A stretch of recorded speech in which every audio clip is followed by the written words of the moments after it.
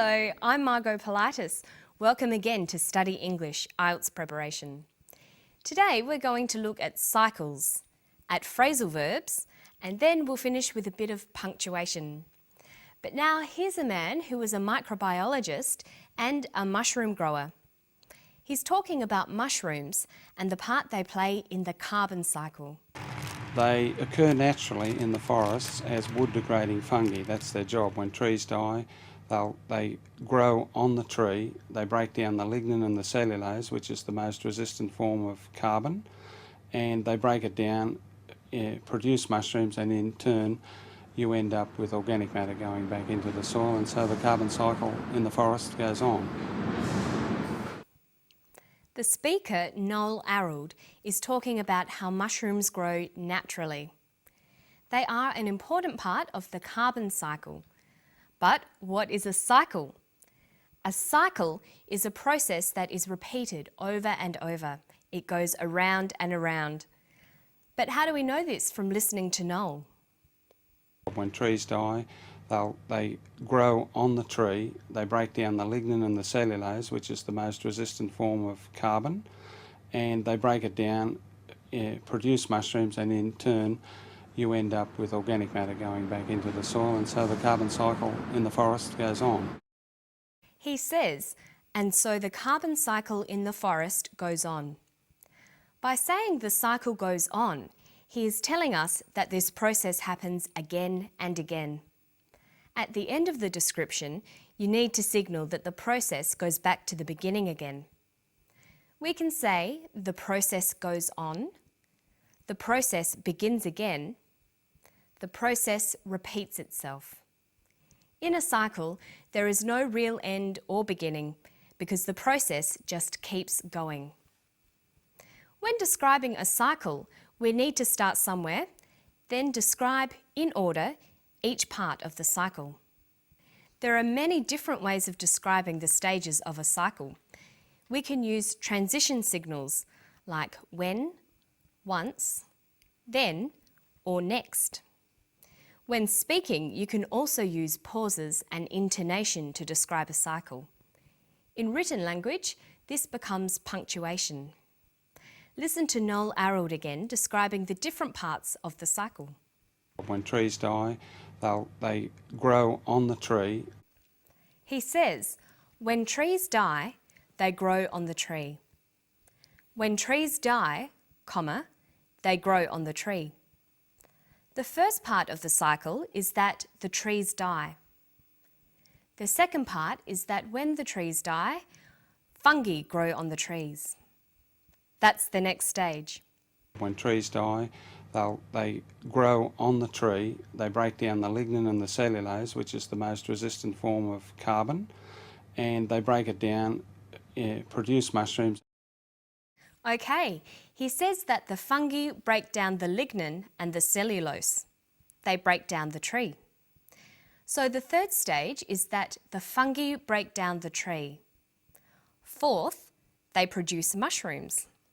When trees die, they grow on the tree. They break down the lignin and the cellulose, which is the most resistant form of carbon, and they break it down, produce mushrooms, and in turn you end up with organic matter going back into the soil. And so he says, in turn, organic matter goes back into the soil.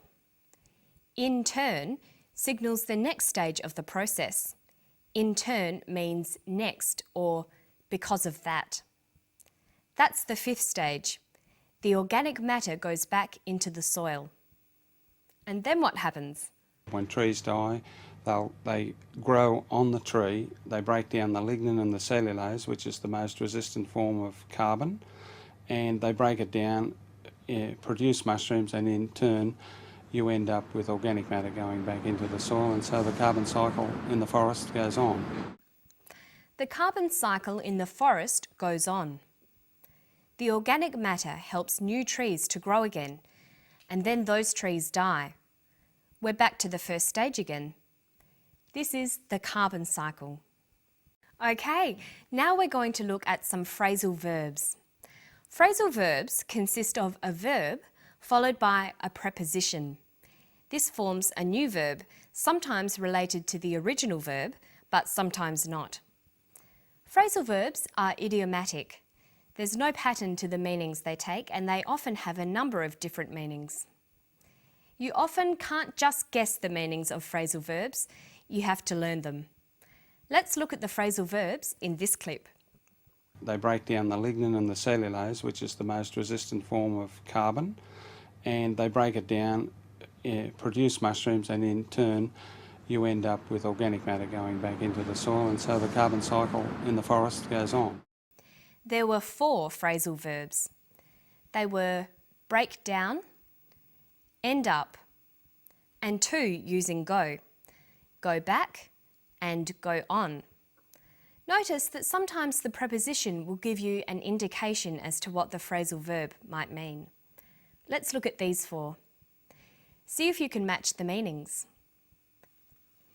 Break up, end up, go on, go back, and finish, continue, decompose, return. Well, break up means to decompose. Go back means to return. Go on means to continue, and end up means to finish. But notice that break up can sometimes mean finish as well. We can break up from school. In formal writing, we would be more likely to use words like continue or return than phrasal verbs, which tend to be less formal. Phrasal verbs are difficult to learn because there are so many of them. Look at go. We've already seen it with go back and go on, but there's many, many more. And remember, most of these have got more than one meaning. It takes a lot of time to get used to all the phrasal verbs and what they mean. You need to listen carefully to people speaking and the way they use phrasal verbs. Another important thing to do is to write them down in groups and buy a good phrasal verb dictionary. So pay attention to those phrasal verbs. Learning them in groups can be fun, and your spoken English will sound much more natural. Now we're going to look at some writing tips. For variety, it's important that you use a lot of different sentence types of different lengths. The difficult thing is finding the balance. You can join together short sentences using conjunctions, but what do you do with sentences that are too long? This sentence has many ideas, all joined together with and. How many ands are there in the sentence? They break down the lignin and the cellulose, which is the most resistant form of carbon, and they break it down, produce mushrooms, and in turn you end up with organic matter going back into the soil, and so the carbon cycle in the forest goes on. There are 4 ands. This sentence is too long and should be edited. The ideas can be broken down into smaller groups and shorter, clearer sentences. There are several ways of doing this. We can use punctuation, conjunctions, and connectors. So let's have a look. Here's the full sentence. We can start by using punctuation. Use a comma to separate clauses. Use full stops to separate complete ideas. And you can replace some of the ands with full stops. But remember, the new sentence must now start with a capital letter. Now we have a clear paragraph expressing a number of ideas with different kinds of sentences. And the carbon cycle goes on. But we can't go on. It's time to end this episode of Study English. But I'll see you next time. Bye-bye.